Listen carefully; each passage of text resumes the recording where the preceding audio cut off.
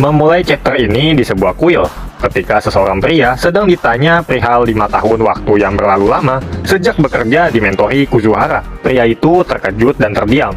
Lalu seseorang yang bertanya itu memberikan semangat dan motivasi kepadanya sekaligus berdoa memohon agar tahun ini menjadi tahun yang terbaik.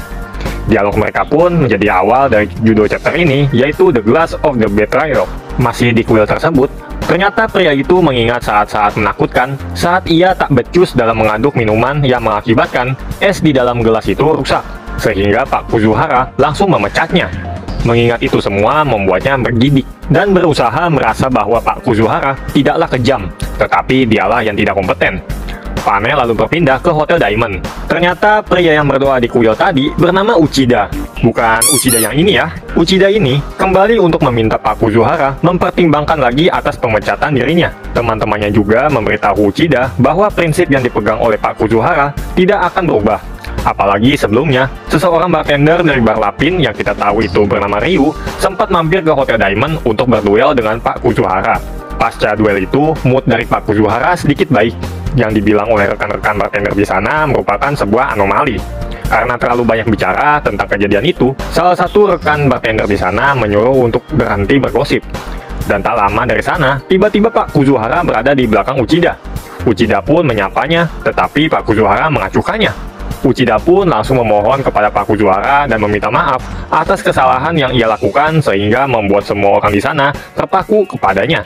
Pak Kuzuhara pun kembali menyuruh Uchida untuk pergi karena bar akan buka sebentar lagi. Tetapi Uchida nggak hilang akal.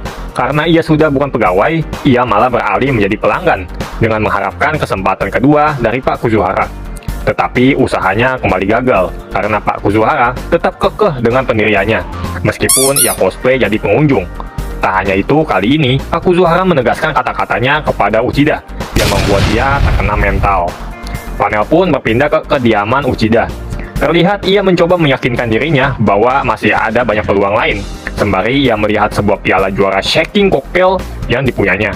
Dia pun mencoba mengambil gelas shaker dan beberapa kacang lalu mencoba kembali kemampuannya sebagai keyakinannya bahwa kegagalannya itu hanya terjadi sekali, sembari menunggu panggilan kerja dari beberapa bar lain.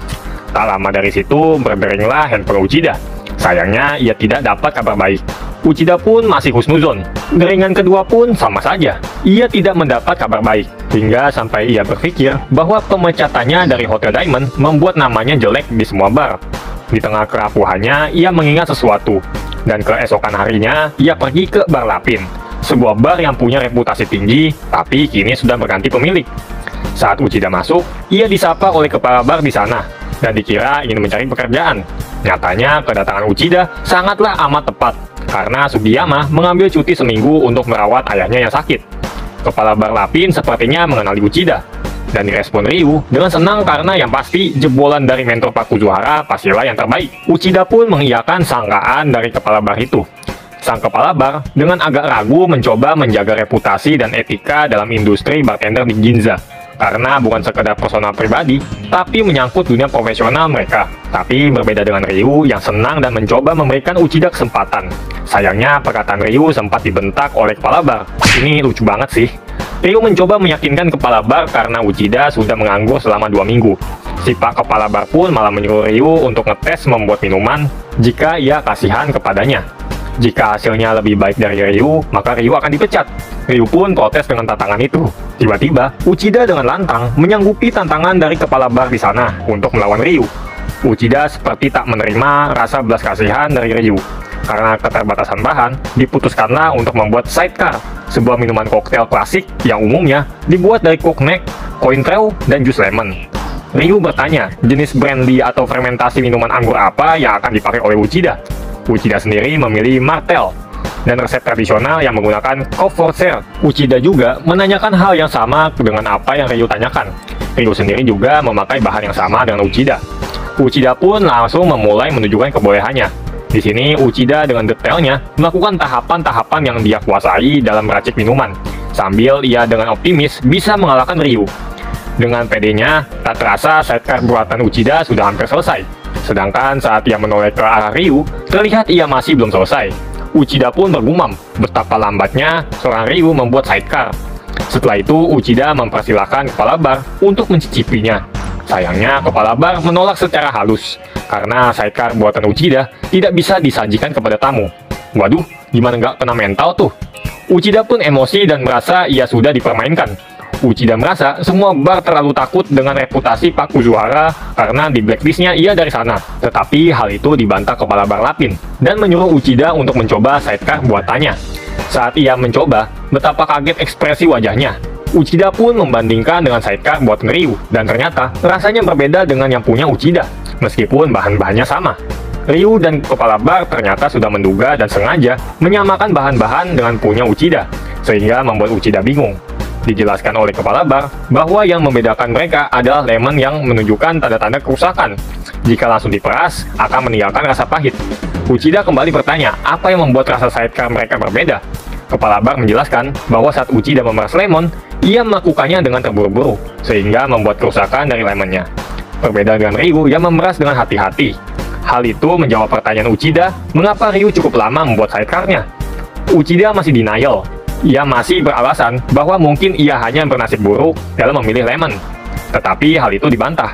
Mau dicoba beratus-ratus kali, jika diperas dengan cara begitu, tetap saja hasilnya akan sama. Kepala Bar juga menjelaskan bahwa nasib buruk bisa terjadi kapanpun. Namun, bartender profesional tidak boleh menjadikannya nasib buruk sebagai alasan atas kegagalannya. Meskipun kesalahan yang dilakukan hanya 1 dari 100 percobaan, tetap saja di mata tamu atau pelanggan itu adalah segalanya.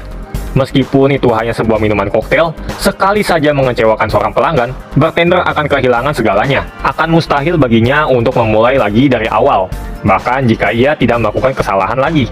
Itulah yang sebenarnya maksud dari pesan Kuzuhara kepada Uchida. Karena sudah menyadari kesalahannya, Uchida pamit pergi. Tapi Ryu memanggilnya lagi untuk mencoba menghibur Uchida. Ryu mengatakan bahwa Uchida beruntung karena berada di tempat di mana kepala barnya, yang kita tahu bernama Pak Sato, sedang berbaik hati, meskipun sempat dibantah. Ryu mencoba memahami perasaan Uchida yang pernah di posisinya sewaktu dulu. Ryu pun memberi wejangan yang membuat perasaan Uchida tenang. Uchida pun berterima kasih dan menanyakan nama Ryu.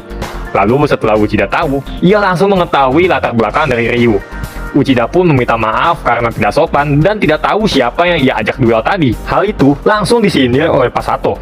Pak Sato pun akhirnya menawari Uchida untuk bekerja pada waktu di Bar Lapin, yang ternyata membuat Uchida senang, meskipun situasi Bar Lapin masih dalam keadaan preparation.